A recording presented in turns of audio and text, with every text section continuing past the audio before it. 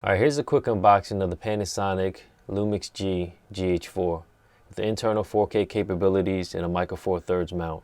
That's twice your focal length of what you're normally used to if you compare it to a typical or standard full frame DSLR. This is just my initial first impressions out the box, using it for a brief moment. The battery life is excellent. It lasts about 4 hours of continuous shooting for me. The build of the actual device or the actual camera itself is pretty solid. Has some weather sealing to it. It is small. It kind of reminds me of maybe the size of a Canon 60D if I was to compare it to any DSLR, traditional DSLR. Nice touchscreen, flip out LCD. I really missed that. I had a few Sony cameras and the actual screen didn't swivel out. It only swiveled up and kind of downwards a little bit. So if you ever used it for yourself, it's a little hard to utilize. Now you can see on top, it has a lock button for your mode dial that you can press and depress. It also has stereo microphones and you can actually push a button to take the hot shoe off. It's a little different. Viewfinder is excellent. You can use it in the daylight. It works just fine. Battery life, battery compartment here is sealed. Batteries are fairly inexpensive. I think they run about $50. You can get those anywhere. I still don't recommend off-brand batteries, but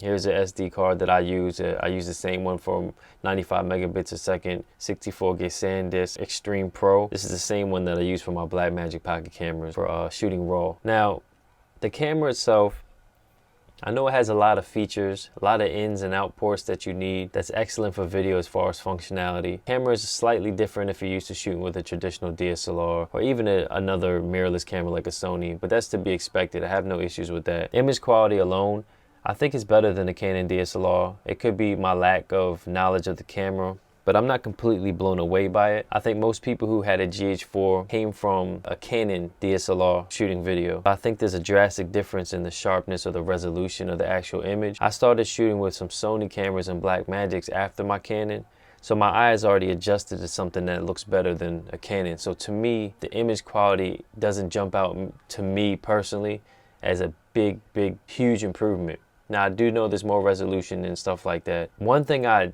don't like personally about the GH4 and having a tough time, and mind you, I've only had this camera for a few days, so it's not like I've really put it through its paces. The low light level is not the greatest, but I'm used to that as well, shooting with Blackmagic, so that's not really a true issue for me either. One issue that I have is the color rendition. A lot of people use Cine. I believe it's called Cine Like D. I've tried a lot of neutral settings. They have a lot of options, maybe even too many if you don't understand them, as far as a pedestal and the different types of curves you can adjust. Now, because this isn't a raw image, I think by adjusting too much of it, you're actually killing the actual data. I could be totally wrong. This is just my first initial impressions on it.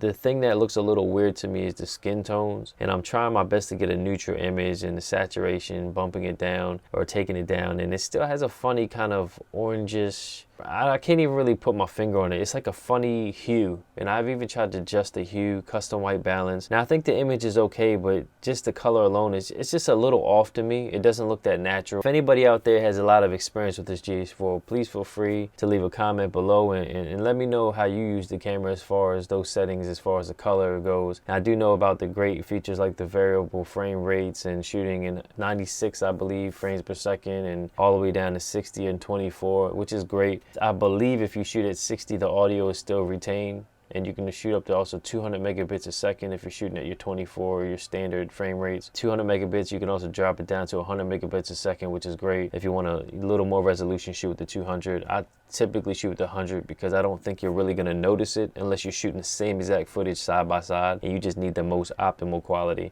I only shot a few 4K footage, and you know, I thought it was okay. I thought it was pretty sharp. I used a couple, like a Rokinon 12mm. I used a Samyang 16mm micro four thirds, and then I also mounted some FD glass on there. Functionality of the camera is great. I'm still just not really in love with it the same way that I see other people reacting to it online.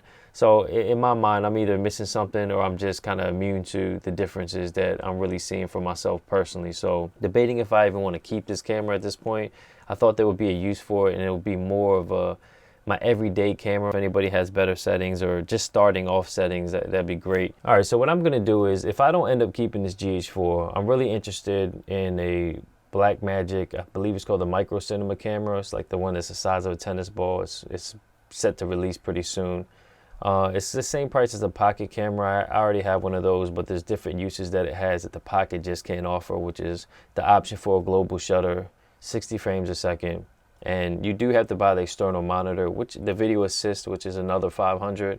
But I actually like that because you can use it on other cameras if you need to, whether it be a DSLR, mirrorless, or whatnot, and you can record in ProRes, all different flavors. So I just think it adds a different option to my current Blackmagic, and I think that's probably what I'm going to aim towards based on what I think about this camera now. Probably the next time if you see me do a review on this new Blackmagic I'm speaking of, it probably means I got rid of the GH4. If this was helpful at all, please hit like or subscribe, and for more information, please visit www.howtoandreviews.com. Till next time.